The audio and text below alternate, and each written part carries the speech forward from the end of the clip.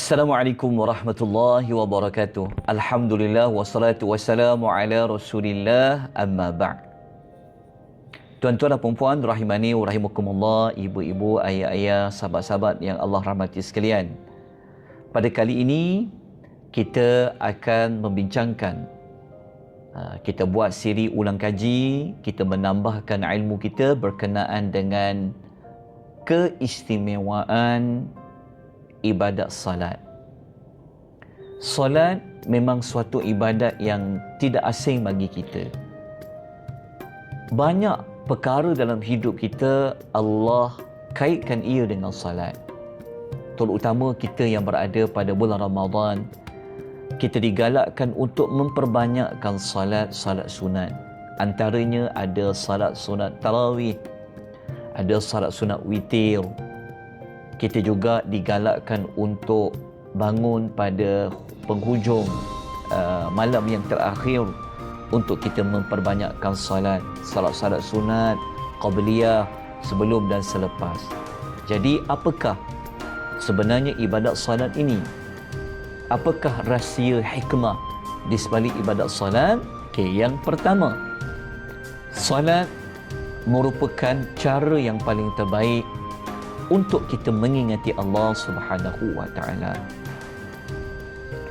Kita sudah sedia maklum bahawa Allah menyuruh kepada kita supaya ingat Allah selalu. Bagaimana kita nak ingat Allah? Maka antara cara yang paling mulia, yang paling terbaik untuk kita ingat Allah adalah melalui ibadat salat. Jadi orang yang salat ni sebenarnya adalah orang yang ingat Allah. Dalam surah Taha, surah yang ke-20 ayat nombor 14, Allah Subhanahu wa taala telah menyebutkan wa aqimis salata li dzikri. Allah kata, dan laksanakanlah salat li dzikri, untuk mengingati aku, li dzikri, untuk mengingati aku. So ayat ni jelas menunjukkan kepada kita, kita mendirikan salat adalah untuk ingat Allah Subhanahu wa taala. Ada satu lagi ayat yang saya nak kongsikan, yang mana Allah Taala sebutkan dalam surah Al-Ankabut, ayat yang ke-45. Surah yang ke-29, Allah Subhanahu wa taala berfirman, a'udzubillahi minasyaitonir rajim. Inna salata tanha 'anil fahsya'i wal munkar wa lidhikrullahi akbar wallahu ya'lamu ma tasna'un. Okey, ayat ini Allah berfirman, sesungguhnya salat itu mencegah daripada perbuatan yang keji, perbuatan yang mungkar. Sesungguhnya mengingati Allah itu adalah lebih besar.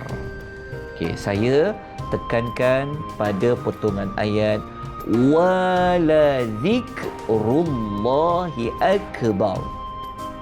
Sesungguhnya mengingati Allah itu adalah lebih besar. Lebih besar apa? Lebih besar faedahnya, lebih besar tujuannya daripada banyak-banyak tujuan salat. Jadi Allah memberitahu kepada kita, salat adalah untuk mengingati Allah Subhanahu wa taala. Itulah fungsi yang terbesar yang ada pada ibadat salat. Dan Allah tutup ayat ini dengan mengatakan, dan Allah Maha mengetahui apa yang kamu lakukan. Jadi Allah Taala tahu adakah kita ini salat yang betul-betul salat ke, ataupun kita salat ataupun tidak salat, cukup waktu ataupun tidak cukup waktu. Allah Maha mengetahui. Jadi marilah sama-sama kita pada bulan Ramadan Al-Mubarak ini, kita buat perubahan dalam hidup kita. Kalau sebelum ini kita mungkin salat kita tidak sempurna, terutama salat fardu, kita sempurnakan.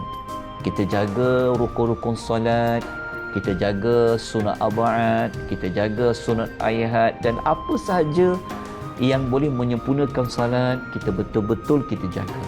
Ya, kemudian kita tambah lagi dengan salat-salat sunat. Semoga kita menjadi seorang hamba di kalangan hamba yang mengingati Allah Subhanahu wa ta'ala.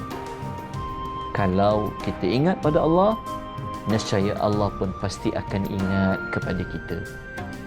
Jadi marilah sama-sama ya kita minta kepada Allah supaya Allah Ta'ala jadikan ibadat salat kita ini adalah ibadat yang dapat menambahkan perasaan cinta kita kepada Allah, dapat menambahkan perasaan kita yang dapat jadikan salat itu penuh dengan penghayatan. Moga-moga Allah sentiasa membimbing kita ke arah kebaikan. InsyaAllah kita akan bertemu lagi untuk perbincangan yang kedua, keistimewaan ibadat salat. Setia bersama dengan saya, insya-Allah kita sudahi pengisian kita pada kali ini dengan tasbih penghapus dosa. Subhanakallahumma wa bihamdika asyhadu an la ilaha illa anta astaghfiruka wa atubu ilaik. Wabillahi taufiq wal hidayah. Wassalamualaikum warahmatullahi wabarakatuh.